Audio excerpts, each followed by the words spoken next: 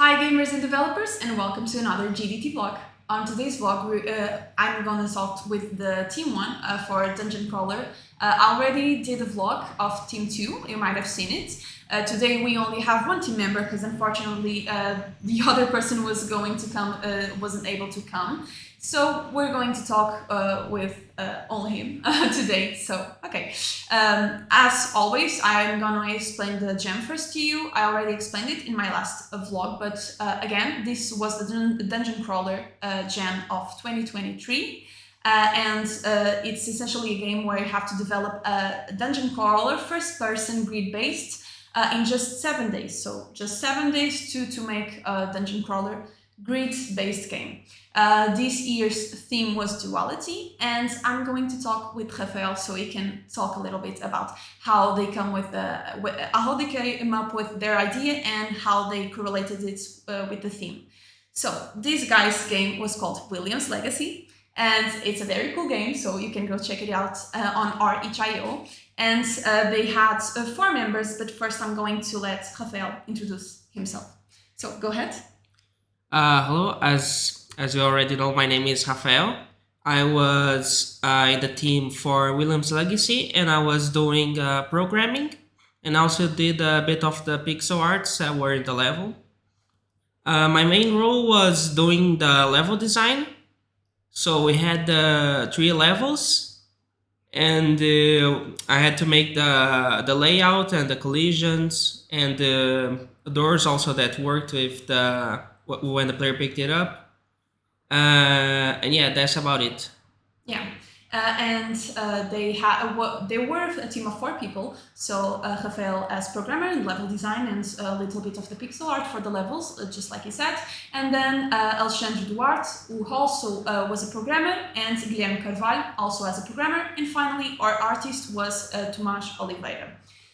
So yeah, they're not here today, but I'm going to ask you, can you tell us about your game? William's Legacy is a game about William that they are his past version, and there's the future version of William that has guns. He's more like on the art. He's has a military like gear, and so basically the game is about them trying to escape the dungeon, and the main enemy or the final boss is the dungeon master that brought them there together. And they have to navigate through the first level, that is a typical dungeon. The second level is a bamboo forest, and the third level is a desert where they end up fighting the dungeon master.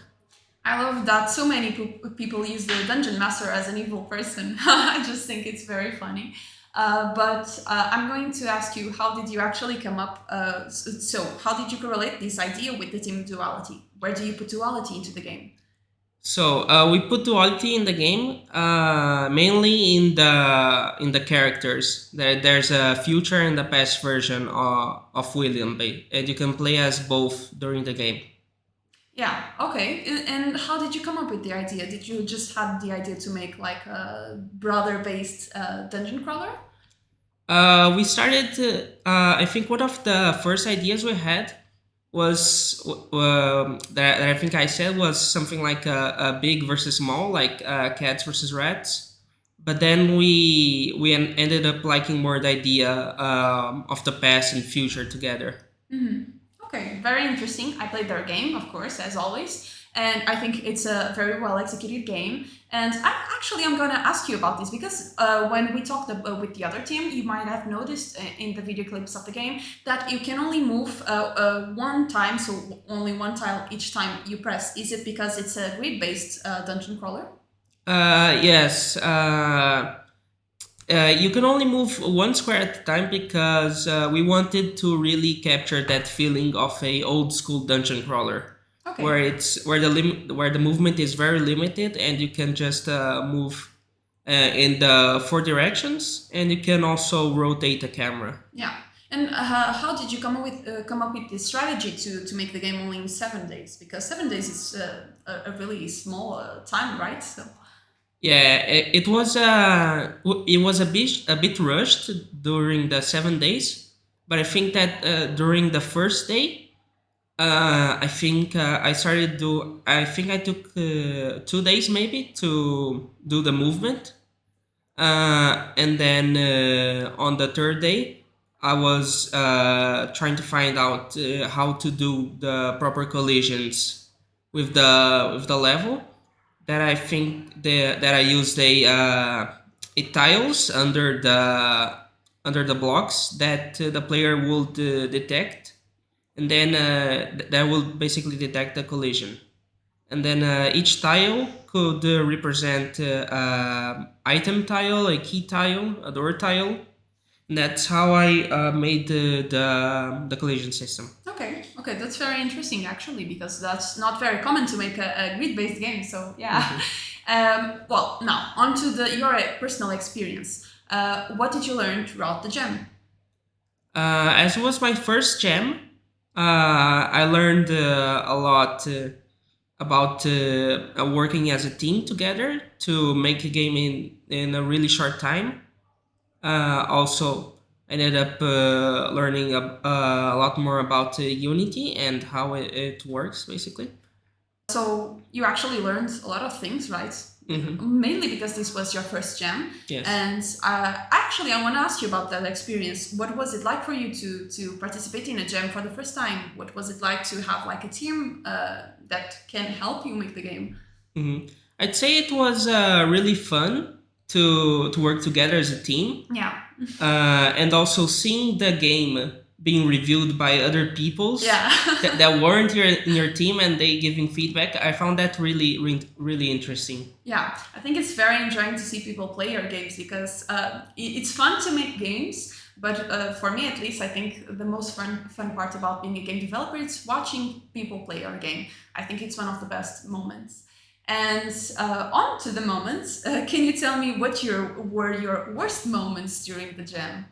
I think my worst moment during the jam was taking like a full evening to implement some simple things. Like, I think that when I was implementing the door and key system, it took like 3 hours or something like that, because I was getting some errors when the key was collected, and it was a nightmare. But I ended up making it through. That's really funny, because if you guys saw my other video about Team 2 of this same jam, they also had a lot of problems with the door system. And I don't know what you guys did with the doors, but it seems to be like a constant problem between the teams. Yeah.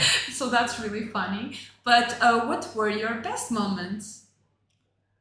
I think the best moment was really seeing the game as a final product, like seeing the level that I designed, like the arts on the walls, and being able to move around and really explore it was I think one of the best moments for me. Yeah, you also did the level design, right? So what was it like that for you? Had you ever done level design before? I only did level design before in my game dev quest that I did a game on Game Maker. Yeah. So I had some idea how to do pixel arts for walls and floors and roofs, and I also had to in Unity to work around the illumination system. So there weren't because at first there were some weird shadows that were being casted through the walls, and also during in the second level, I used a shader to cast a shadow on a 2D sprite. Yeah. Okay, so very intricate programming for your first time making a gem, actually. So yeah, okay, that's very nice. And I'm gonna ask you now, what are your thoughts on the gem itself? So what do you think about the organization of the gem? What about the theme? What are your opinions on that? I think the gem was well organized. Uh, I think they did a good job providing the example of the dungeon crawler. Like they really did a really good explanation about how the game should be made, and I liked how the team of duality, you could interpret as any way you'd like. It could be either in the level design or the gameplay. It was interesting to me to about the gem. Yeah, okay, yeah. I think the best themes are those ones where you can interpret it in a lot of ways, right? Because allows you to be creative, but also gives you like something to start working on. Because I believe that's the most difficult parts when making a game is actually starting. So I don't know if you feel that, but if you feel that, but I think it's easier when you have like a theme where you can focus but still be creative. Mm-hmm. Yeah. So do you guys want to keep developing the game? Yes. Well, I think yes, because we also were fixing around the bugs that were present in the final version. So it's all working fine now, and I would like to work a bit more in the game. Mm-hmm. Uh, Polish it Yeah. as So much as just we can. polish, but or do you actually want to extend it to have like more content and stuff? Yes, I would find it interesting to maybe add a bonus level or even a new level between level 2 and level 3 because it goes from a forest to a desert. So I think a transition level will be interesting there. Yeah, okay. I think you guys are doing a good job because you're already focusing on polishing the game. I think after a jam happens, many people want to keep developing the game and at least polish it and stuff like that. But because they stop, it's really hard to come back to it. So yeah, you're doing a good job. I'm glad that you actually made the impossible of continuing to polish the game. So yeah. So my final question to you is, do you have any advice to the viewers back at home? I'd say try to be as efficient as possible when you're going to do things. Like, don't be like me that spent 3 hours working on on a door object. And I think that you should participate in a jam because it brings in a lot of experience, and you can learn a lot. In general, you can also interact a lot with other people and see what's your strong point, your weak point, and that's really about it. Yeah, and I think you give very good advice, mainly if you're someone who has never made a game before, or you want to participate on a jam but you're afraid. His advice is very good, so please just do it. They're used for that. That's their meaning. So just participate on a jam, find a team, have fun. That's what they're for. So yeah. So thank you for coming. Thank you very much. Thank you for talking about your wonderful game. As always, you can check their game on our itch.io page. So please do it because it's a very good game. And yeah, remember to please watch our other videos, watch our other vlogs, our monthly sessions, everything you can because we have such nice content. And check our social media to keep updated with our news and our other events that we're planning. So yeah, bye!